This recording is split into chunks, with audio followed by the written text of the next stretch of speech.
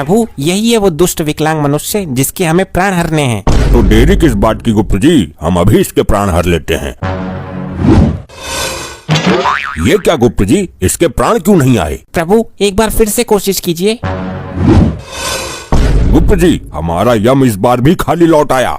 ये क्या हो रहा है प्रभु? लगता है इस यमपास की बुद्धि भ्रष्ट हो गई है। हे यमपास, इससे पहले हम क्रोधित हो जाएं, उसके प्राण हर के लाओ, ये आदेश है हमारा। ये क्या प्रभु की आज्ञा का उल्लंघन? असंभव, आश्चर्य। गुप्त जी, तुम्हारा ये लैपटॉप नामक यंत्र कब काम आएगा? जल्दी इसमें देखिए। जैसी आपकी इच्छा प्रभु। दुनिया को धोखा देने वाले इस विकलांग ने आज अपनी मृत्यु को भी धोखा दे दिया। प्रभु सब गड़बड़ हो गया, सब सत्यानाश हो गया। क्या हुआ, हमें स्पष्ट शब्दों में बताइए। प्रभु इस विकलांग मनुष्य की मृत्यु आज नहीं है, बल्कि आज से 4 दिन बाद डागा के हाथों है, और हम इसको लेने 4 दिन पहले ही आ गए।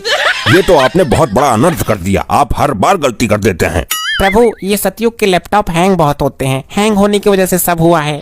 चलो फिर वापस चलते हैं, 4 दिन बाद आएंगे। प्रभु आप यमलोक के नियम भूल गए हैं। अगर हम एक बार पृथ्वी पर आ जाते हैं तो बिना प्राण लिए वापस नहीं जाते। अब हमें 4 दिन तक यहीं रहना होगा। यदि ब्रह्मदेव को पता चलेगा कि हम अकारण ही 4 दिन से पृथ्वी लोक पर भटक रहे हैं तो वो अवश्य क्रोधित हो जाएंगे।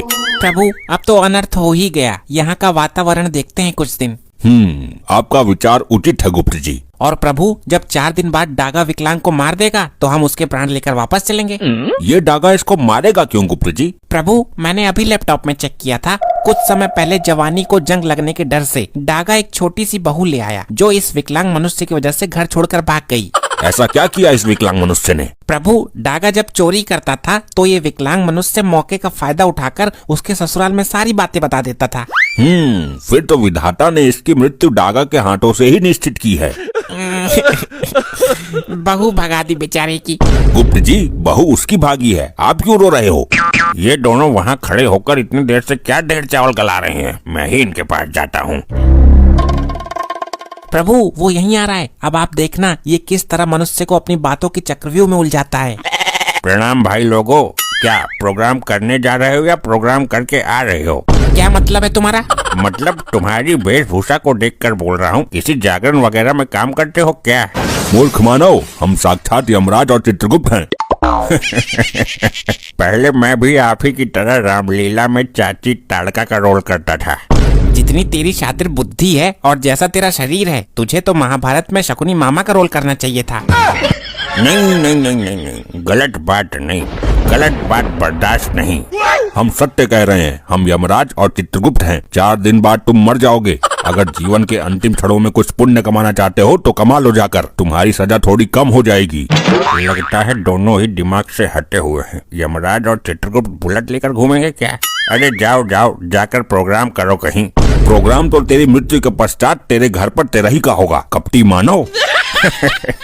अरे मैं तो मजाक कर रहा था, फालतू बातों को छोड़ो। ये गाड़ी नई निकाली है लगता है। ये वाहन शादी में मिला था। इस गाड़ी की सबसे बड़ी खासियत ये है कि चाबी लगी छोड़ने पर ये दिशा बदल लेती है। दिशा बदल लेती है? मतलब ये तो कुछ चमत्कार लग रहा है। ये कोई चमत्कार से कम नहीं है। आप चाबी लगी छोड़ दो 2 मिनट के लिए, आंखें बंद कर लो, इसका मुंह इधर है ना, तुरंत उधर हो जाएगा।